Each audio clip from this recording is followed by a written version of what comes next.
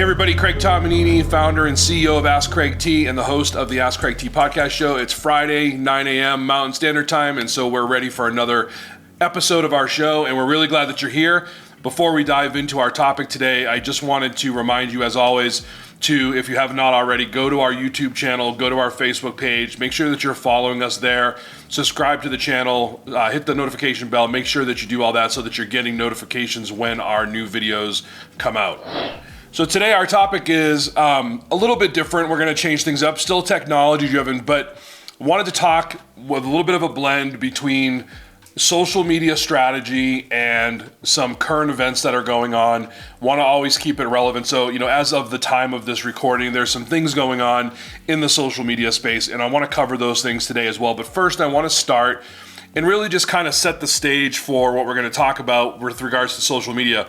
Social media is technology, right? And so what we talk about here on the AskCRAIGTEE show typically is business-related content and almost always specifically brings some technology into the conversation. And so today will be no different, but we're going to hone in on social media because I think social media is one of those things that really has just become, I guess, kind of accepted. It's part of our normal culture. It's part of life. You go out to eat, you take pictures of your food. You're in a networking event. You snap some pictures with people that you're there with, and those things ultimately are going to end up on social media because, well, we all just really like to see ourselves on social media and our food.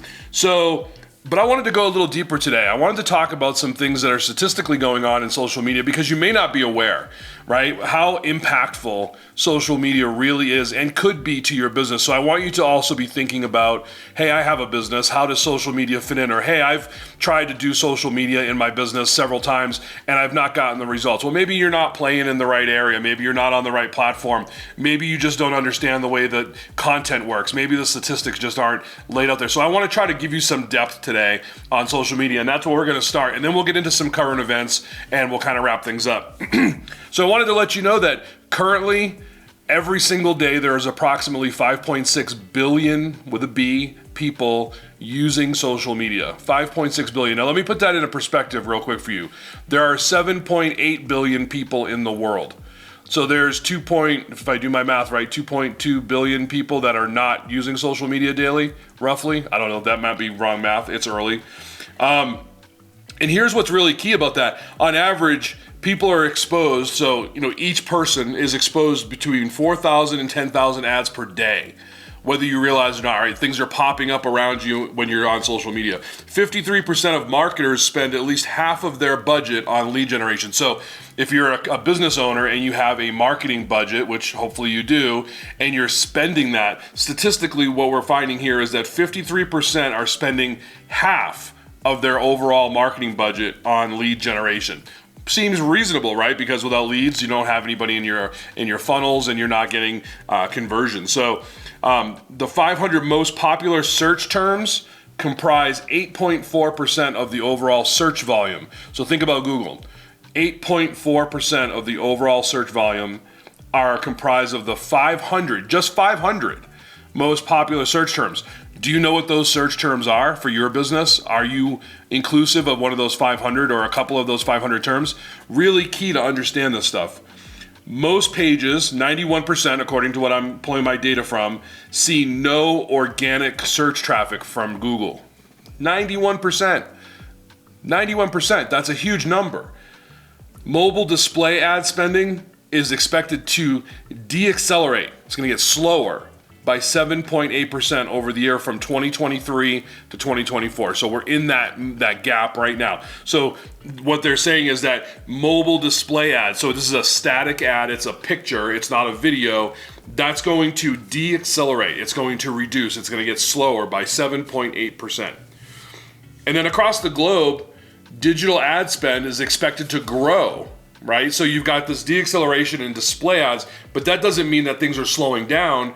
Actually, what we're seeing is it's expected to grow to 667 billion, there's the B again, in 2024. So here we are, we're like right at the end of first quarter, so third month in 2024, and they're seeing already this trend. So nearly $700 billion will be spent in ad spend.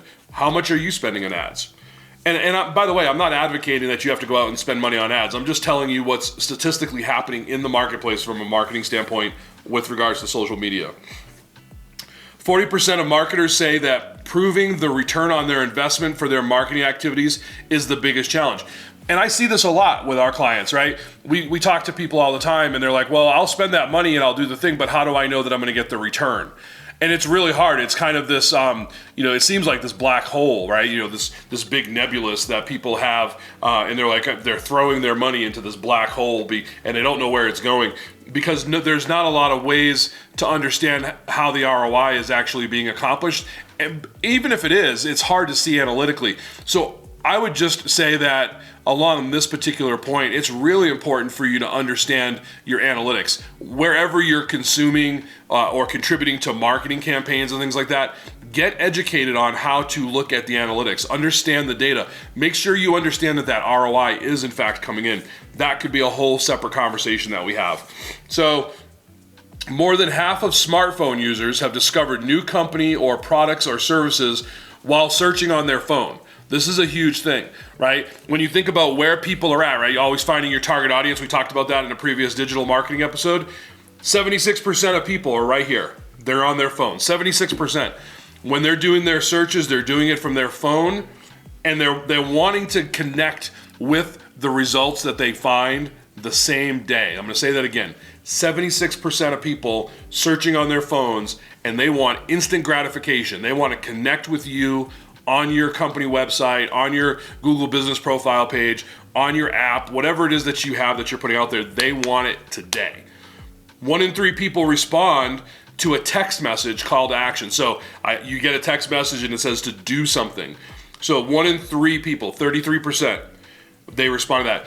And 47% of those people end up making a purchase. See, this is really impactful stuff, people, because if you're thinking about, well, I don't really do well with lead generation, or, when I do get traffic to my website or to my app or to my Facebook or to my Google profile or whatever, you're seeing a low conversion rate. That's not necessarily because they're not finding you. It's because you maybe have the wrong messaging out there. What's your call to action? Because 47% of people that are finding these resources are making purchases. So 47% of 33%. You can do that math. I'm not going to do it. Mobile devices now generate 55% of all traffic globally on the web. 55% all traffic. Mobile devices. Are you catching the theme here, guys? Now, I know we said we talk a lot about social media, but these statistics are important. Mobile advertising spend is going to hit a projected $400 billion in 2024. So we go back, to our $667 billion in 2024 for digital ad spend across the globe. And now you have, just from a mobile perspective, of that $667 billion, $400 billion of that will be mobile advertising spend. What are you contributing in terms of your ad spend to mobile?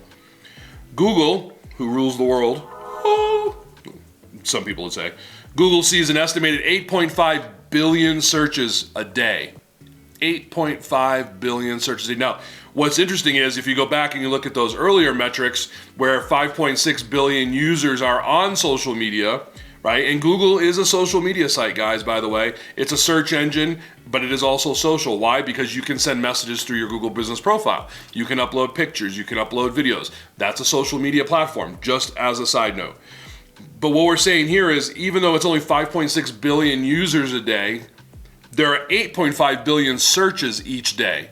So everybody's searching for multiple things, and it's probably because they're not finding the information that they're looking for. 49% of shoppers say that they use Google first to research an online purchase. So whether they see your ad or they see a billboard or it's something in print media or whatever, no matter how they see you, the first thing that they're going to do, according to this, is 49% of those people are going to go to Google and do research on your company or your products or your services. 49%. Google sees over 2 trillion searches per year. Makes sense with the previous metric. 3 out of 4 SEO experts charge a monthly retainer fee, often between $500 and $1,000 for their SEO. Now, if you go back to our previous episode with Madeline Costa, our expert in SEO, she validates this, right? You should spend at least $1,000, she said, in order to have an effective campaign from an SEO standpoint. Most SEO experts agree, about 88% charge somewhere between $2,500 and $5,000 per project. And so you've kind of got that entry level tier, and then you've got that next level where people are really maximizing it. And these things are all relevant because when people are doing effective SEO, what does that mean for you? Well, that means that you're going to appear in those, what did I say, 8.5 billion searches that are happening daily, right? That's where you want. 68% of all online interactions start with a search engine search. 75% of those using a search engine will only go as far as the first page of search results. What's interesting to me is that this statistic has been true since the mid-90s, right? When Google and other search engines like, if you remember Dogpile, that's an older search engine. Yahoo is a search engine. Wherever you search for your stuff, it's interesting to me that statistic has always been sound, that people are just lazy and they will not go past the first page of results. And now search results are even not necessarily the high impact result. People are looking more, as we learned from Madeline, the map pack on Google, right? We want people are looking for the website, and they're looking for a way to contact them directly, and they're looking for a way to find them geographically, right? So all in that Google map, that Google business profile. The first organic search results, those first page results, have an average click-through rate. We talked about click-through rate in our previous marketing series of 27%. So 27% of people are clicking on those links. SEO drives 1,000% more traffic than social media. This is where we're going to transition and start talking about social media. There's a lot of platforms out there for social media. My last look, there are hundreds, nearly 1,000 social media platforms that are out there. In fact, there are new social media platforms coming out almost every day. And we'll kind of bleed in some of the current events, and we'll start talking about the news. But I'll say this first. If you're struggling to figure out where you should be advertising, where you should be spending your time on social media, one of the easiest ways to do that is to ask your current customer base where they spend time. Where do they spend time on social media? So if you have, let's say you're a small company and you only have maybe less than a dozen clients right now, send out an email to those people and say, hey, I'm just curious. We're doing a little survey, 5 questions. If you take a minute to answer these questions for me, we'll give you 10% off your next purchase or whatever. Where do you spend most of your time on social media? How do you consume your video content? How do you like to make your purchases, right? Things that are very specific and relevant to how they make their decisions for consuming your services. How did they find you on the internet, right? That speaks volumes for how you should be adjusting your marketing strategy based on social media. So understanding what platform to be on is key, because you can have the best marketing campaign, incredible emails, your content can be spot on. We've talked about content in previous episodes too.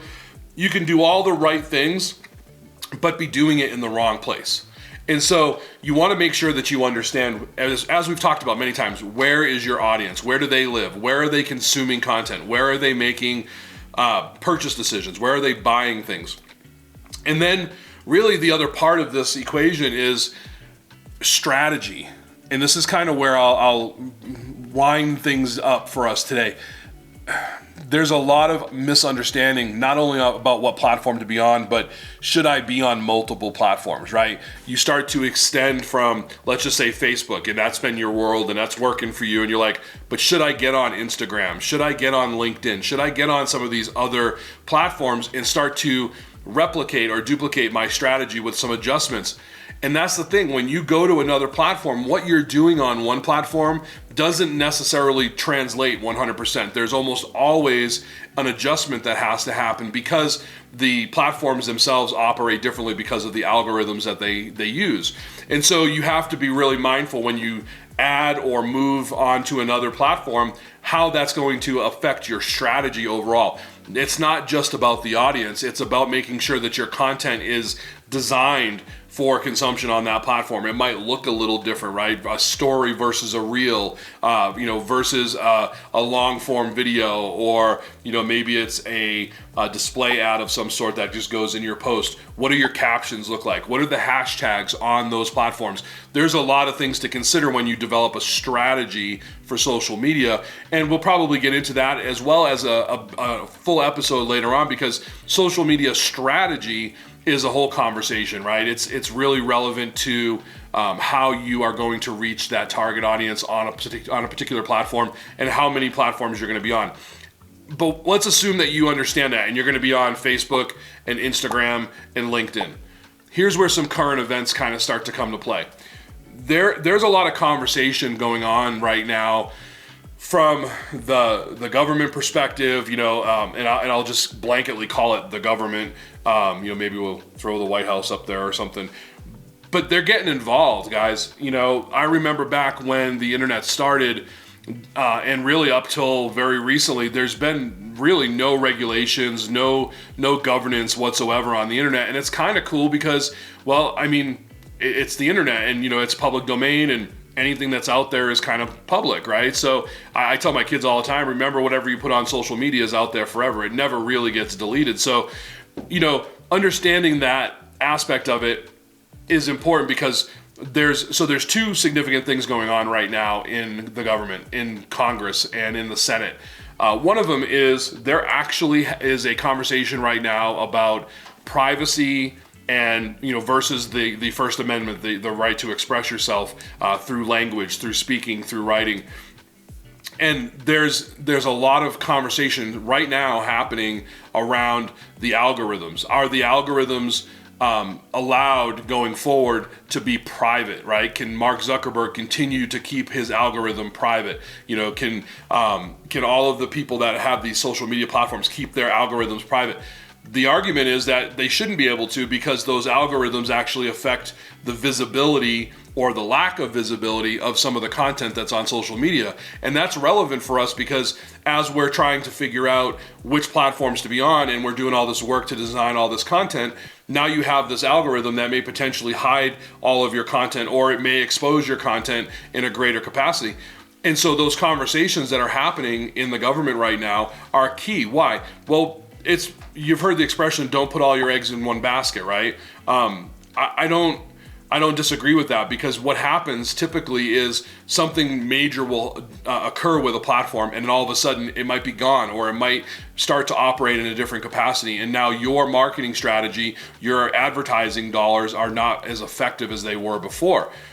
And so along those same lines, the other thing that's actually happening right now, if you've not heard about it, is, this whole contention with TikTok, right? And, I'm not going to get into, political views and who's on what side or whatever. And I certainly have my opinions, but here's the facts, because I only want to deal with facts. So there is a conversation going on right now in the Senate, and there's massive, overwhelming support. In fact, the number I saw, I don't want to misquote, was 352 to 65 in favor of this initiative. And the initiative that they're talking about is and this is how the government puts it, they're calling it a transition of ownership. So it's not a ban. A lot of people are talking about a ban of TikTok, saying that TikTok is facing, because they are a China-based company. Their actual business name is called ByteDance, and so ByteDance has a subsidiary called TikTok. And so the Senate wants to and is insisting that ByteDance divest ownership of TikTok, so that there's a transition of ownership, so that there's this ability to regulate and control and monitor what's going on. Because there is this kind of conspiracy theory, if you want to believe it's a conspiracy theory, again, I'm not going to take a side, that TikTok is and has been taking our information and sharing it and doing bad things with it. And so if you're on TikTok, you could either freak out or you can get educated. And as you know here, we want to educate. So really just kind of putting it out there so you guys are aware that this is a thing. You may not even know that TikTok is going through this, but here's why I bring it up. I bring it up because if this transition of power is not agreed upon by China, and there's a deadline to this, the United States has said that they will prohibit the ability to have TikTok on your phone. So I have TikTok on my phone because we use TikTok as part of our social media strategy. But what will happen if this divestiture doesn't happen is we will actually have our apps removed forcefully from all of the devices in the entire United States. The website will not be accessible, and you will be forced to not be able to use TikTok as part of your strategy. So all the eggs in one basket. So if you're in a company right now, you own a business, and TikTok is a major part of your marketing strategy, you should be considering how to transition to other platforms or what the impact of not having TikTok could be. Because it's very possible that this is going to go in a bad direction for TikTok and we may not have it available. It may not happen. We may not get the momentum behind, the government may not get the momentum behind them that they need. China is a communist country and they don't usually, bow down to the demands of a country like the United States. So, take all of that information for what it's worth. But as it relates to what we're talking about today, what's your social media strategy? How are you approaching using social media, and how are you staying abreast of the current events, the things that are going on in the world that are affecting these platforms? And there are lots and lots of things other than the two that I mentioned that are happening. And you should definitely get out there and do a Google search, be one of the 8.5 billion people searching, and figure out how to get educated on some of the things that are happening with social media and how it might impact your business. And if you don't want to do that, or if you need help navigating that conversation, that's what we do here at AskCraigTee. And I would love to sit down with you and have that conversation about your social media strategy and help you develop out what that looks like. So that's what I have for you guys today. Social media is a monster. It's a huge part of what we're doing. It's definitely not going anywhere. And as always, if you are in need of help, we would love to help you here. That's what I have for you guys today. Thank you so much for tuning in to the Ask Craig T podcast show again. We'll see you again next Friday, 9 o'clock Mountain Standard Time. Have a couple of special things coming up for you I'm really excited about. We might have a new special guest coming in the studio in the next week or so. And I can't wait for you to hear from them and all the things that are going on in their business and how it could help educate you on your business. Have a great rest of your day, folks.